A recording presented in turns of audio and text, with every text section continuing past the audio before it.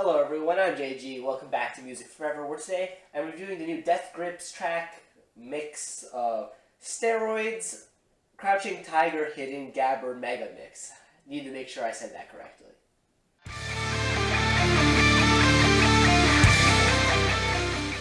It's funny, honestly. Just the other day I was thinking to myself, it's been about a year since we got anything from Death Grips, and they usually give us something about every year or so. So when are we going to start getting some new stuff from this group?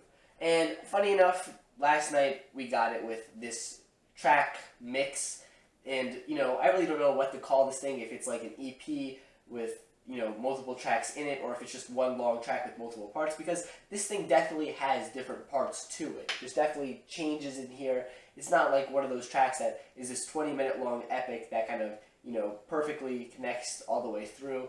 It does sound consistent enough to obviously belong together, that if this wanted to be one big track, I guess it would make sense, but, I'm still not really sure what to call this, or if these segments that are in this, big mix have names to them. I know some people have given names to the segments, like Anthony Fantano did in his review of this. He gave names to each individual section or each individual song, but he reviewed that as an EP, and I'm not sure if this is an EP or if it's a track, just one huge thing with multiple parts. I really don't know if there's any more information on it. I might have to update the video, what type of video I'm doing here, whether or not I'm doing an EP review or a track review. It doesn't really matter here because we got new music from Death Grips, and that's awesome.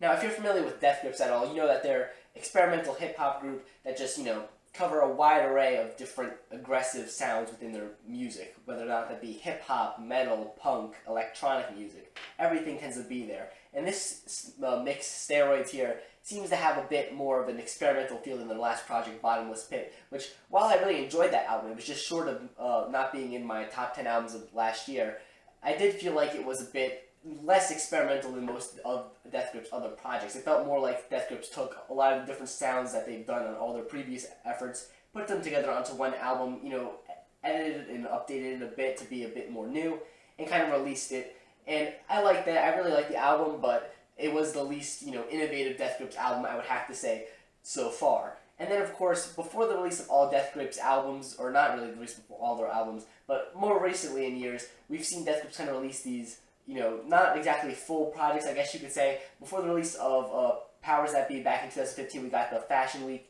Instrumentals album, which, was a full album, but it was all instrumentals, which is quite different for a Death Grips project. And then last year, before Bottomless Pit, we got that Interviews EP that was also all instrumentals. And now before the release of whatever album's coming out this year, and yes, there definitely is an album coming out this year, just look at the group's Facebook, we get this project, which is a step up from the previous material that we got, that was kind of leading up to those albums, because this, has lyrics to it, vocals. It just feels kind of like kind of a mini Death Grips project, I would say. The project may be small as a whole, but it packs a big punch with all the stuff that they're doing here. It's a lot more experimental than their last album, as I said before. There's moments here where it feels kind of all over the place and crazy, like they've done on projects like Ex-Military, but then there's moments that seem to be a bit more focused, like they did on albums like The Money Store, or even their last album, Bottomless Pit. And even though it does cover a wide array of sounds, it does feel very, all these, not tracks, all these parts to this track work together within context. It doesn't sound very jarring, like you're jumping from one extreme to another. It naturally flows all the way through, almost like it is one big track. If you're a fan of Death Grips' more experimental stuff, this is something that you definitely need to check out, because you have those typical Death Grips lyrics that are, are dark and mysterious, sort of. You have MC Ride just, yelling awesome rap vocals.